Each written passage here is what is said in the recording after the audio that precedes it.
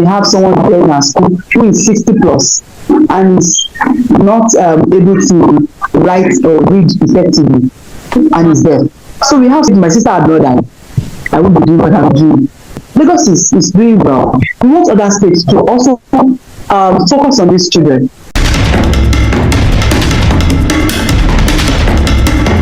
Hello everyone, welcome to The Exceptional Professional. My name is Ayokunnu Akintayo, and out of curiosity, I have decided to pursue knowledge about the topic inclusion and diversity. I'll be meeting up with professionals in different fields to get their views and opinions so that we can all get professional perspectives on the topic inclusion and diversity. Thank you so much for coming. I'll be introducing our guest for today, our first guest ever. I'm so excited. Mrs. Funmi Ogunro, my big auntie. You're welcome, Mrs. Funmi Ogunro. Thank you. You're welcome, ma'am. Good morning. You're looking so radiant as always.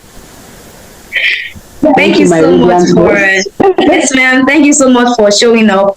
I would love to hear from the horse's mouth, from my mentor's mouth in this case. So Mrs. Funmi, Auntie Funmi, I'll call you Auntie Funmi, Mrs. Funmi. Can you start by sharing a little about your background and what inspired you to start Friends of the Deaf International Foundation?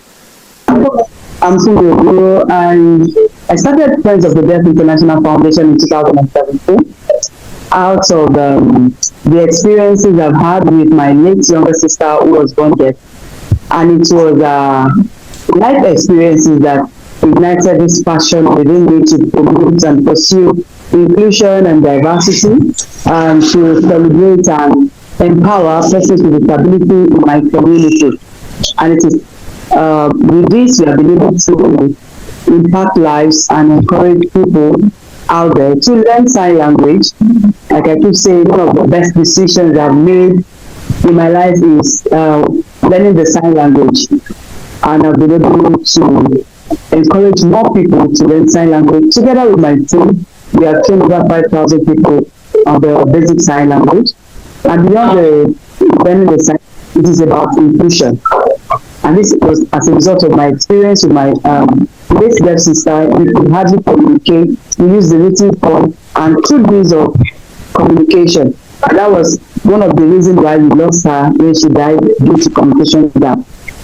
I believe inclusion is life. Inclusion is a necessity.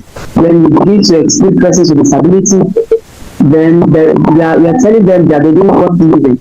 It is important to engage them, include them in all of our activities. Thank you. Wow, that's amazing. Thank you so much for choosing this path. I want you to know that we have all been inspired by all the moves that you've made over the years, and I am so glad that somebody like you chose to influence the disability community in general, not only the deaf community now. Your influence has gone far and wide. Thank you so much for choosing to do that.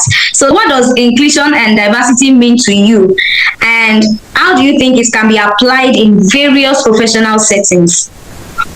Thank you very much for that question. Inclusion is bringing in persons with disability into the conversation.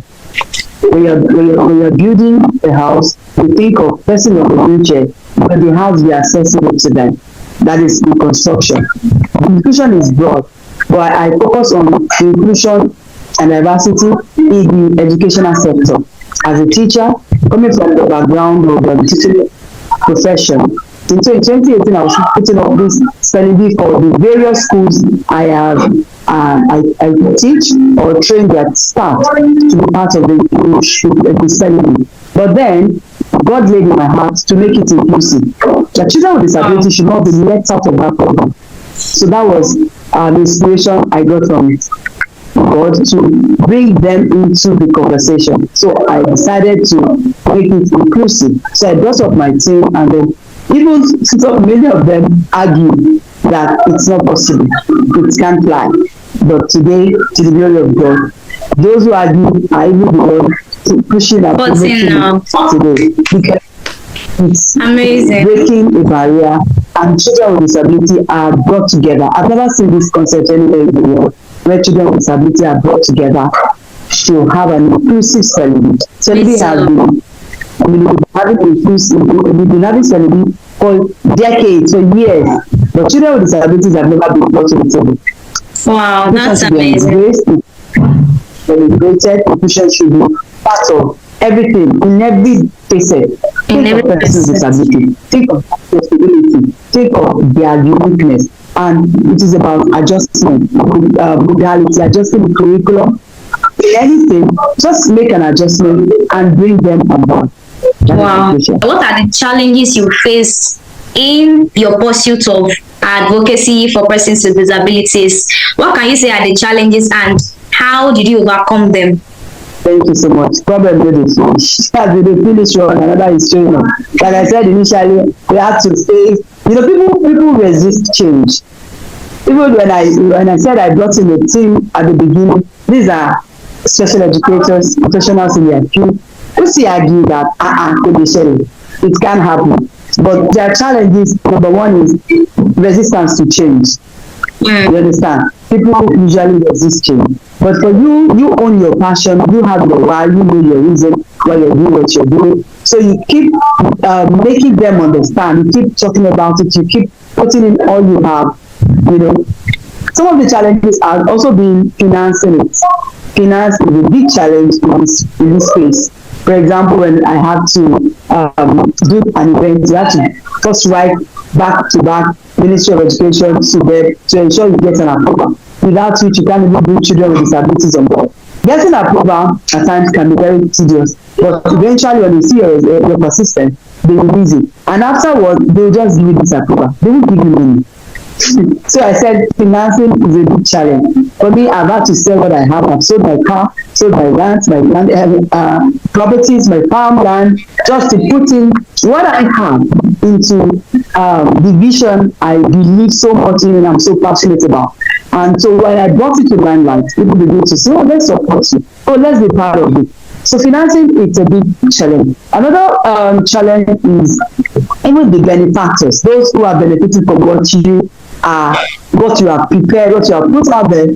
We've had some challenges, resistance from parents who think, because you are an advocate of a person with disability, you must have a means, you must have a reason, or possibly you have gotten a grant somewhere. I've never gotten a grant, but I'm hoping to begin to get a grant this year. You've never gotten a grant for how many years? Hold on. For how many years has FDF been doing? For the past 2017. So this year I decided I'm going to learn. Not that we have not been writing grants, not that we have not been writing proposals for application. But so far, to the glory of God, what FDF has achieved today has been as a result of personal funding, friends and families, and then members of FDF are people who we have trained the basic sign language. Because of them think of giving back. The way we take our offering, 5,000, 2,000, and we keep collecting this. And then we get the money. But before we start that, I always make sure I put in a big chunk myself. So when I put in this amount, that is like I put a template. So people begin to ask. And sometimes people get to say, my name is not on the list. I think I should donate 1,000. So, and I believe with time. Sometimes we have some other organizations, some NGOs that will get grants before they carry out the project. But for me, I don't get to wait. I just want to get it done. I don't mind using all that I have. Just get it done. Put out the work out there. And I believe with time, you get this, you get support. But the point is, you don't give up. You believe it's worth it, give it all you can, and then it comes to land. Thank you. Thank you so much, ma'am. I really appreciate your courage over the years. It's always been you leading the push and really, really putting all that you have into this. And this encourages so many more people. Trust me, you have inspired much more people than you can never even meet in this life. And it's a good one from FDF. Please tell us about initiatives of FDF. Now, you started as Friends of the Deaf International Foundation. Now we have FDF International Academy. And now we have FDF Vocational Center. how did you come about these initiatives? Because it feels like you keep advancing and getting better and just climbing up and up the ladder. How do you get these initiatives? I keep going back to the drawing board. I go back to the very concept when God told me, make people become friends of the deaf by learning sign language. So I keep going back to that, and I look at the life of my sister, who is the major inspiration for me. Looking at her life, I see the need to bridge the communication gap and to train as many people the basic sign language. I had to learn and to teach. That is one. And I also look at the challenges you face trying to get school within. You know, we have to, when she was in primary school, she lived in Ijebu while we were in Lagos. Secondary school, she had to live in Ayokunnu while we lived in Lagos. So this little separation, the only break time she comes home. So I saw that children with disability usually look for schools. There are not enough schools for them. And so they travel far distances to gain access to schools.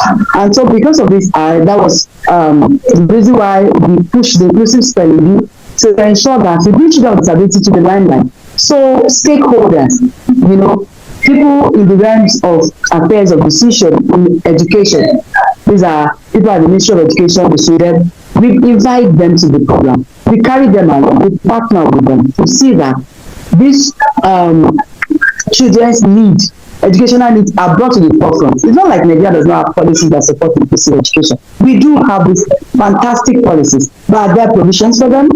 You know, we will say they are not enough. So by the time we bring them on board, we believe they go back to the drawing board to make some adjustments, to make more provisions for these children so they can gain access to schools near home. Don't forget, that is the goal. Schools near home. You don't have to travel far. During COVID, the period of school lockdown, programs were carried out on TV where children with disabilities are being excluded.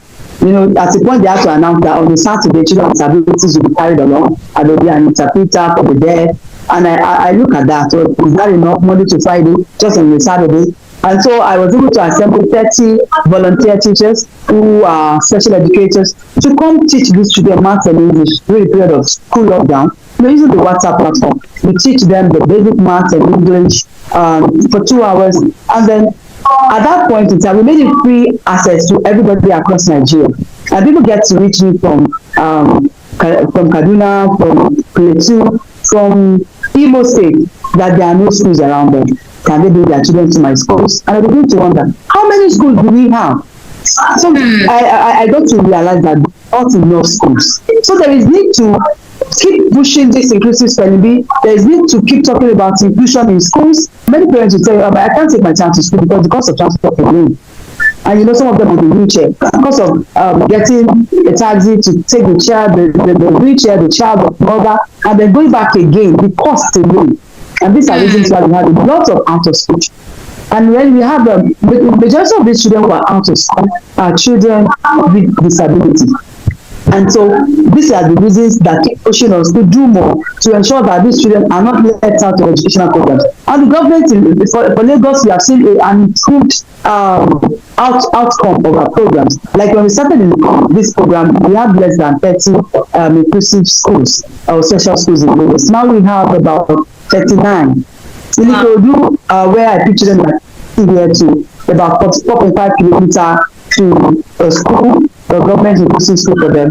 You see that the cost of this the transport is on me. But I keep writing to the chairman of the student, and at a point I was called up that they're going to be making more schools, and my letter has used to be so, and they want to implement that I should suggest to them schools. I told them Mota, we have Odonguyo, we have Ibeshe. This is Ijede. And to the glory of God, today we have 5 inclusive schools in wow, that's impressive. When people are calling from far, spending over 2,000 naira to school, they don't have to do that anymore. There are schools around them. And so we expect that more schools be made, accessibility for these children, and so they will be able to reduce the number of out of school. Children with special, that is the major reason why we are pushing this to other states. Lagos is doing well. We want other states to also focus on these children. And right now we have an approval to host this in Ogun State.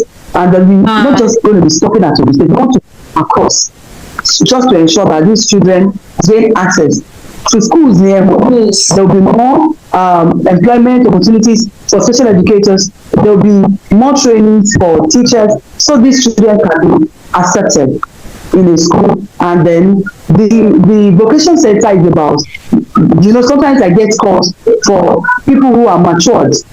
We have someone here in our school who is 60 plus and is not able to write or read effectively and is deaf.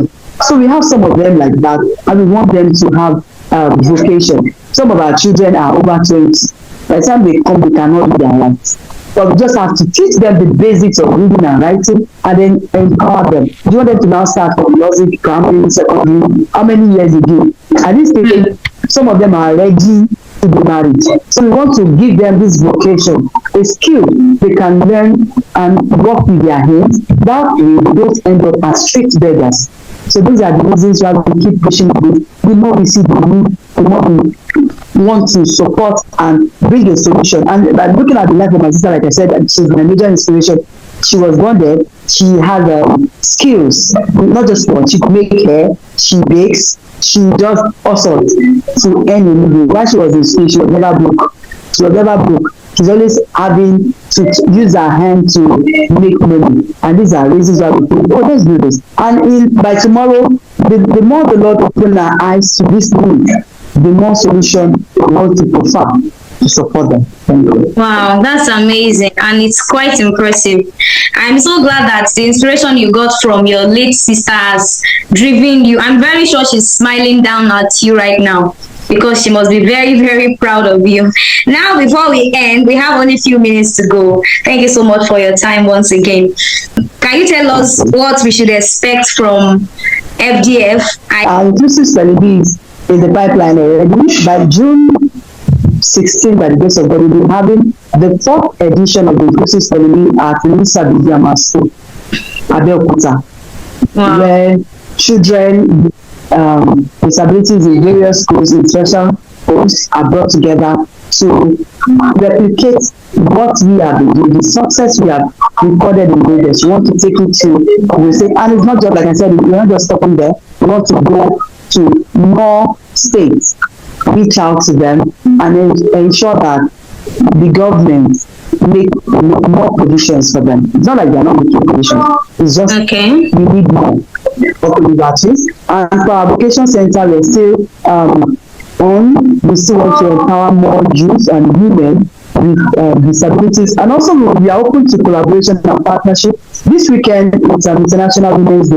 We're partnering with Headforce Foundation to celebrate the women. So we are mobilizing 100 women in our community, majority of whom are parents, to benefit from this event, and then we are open to more collaboration.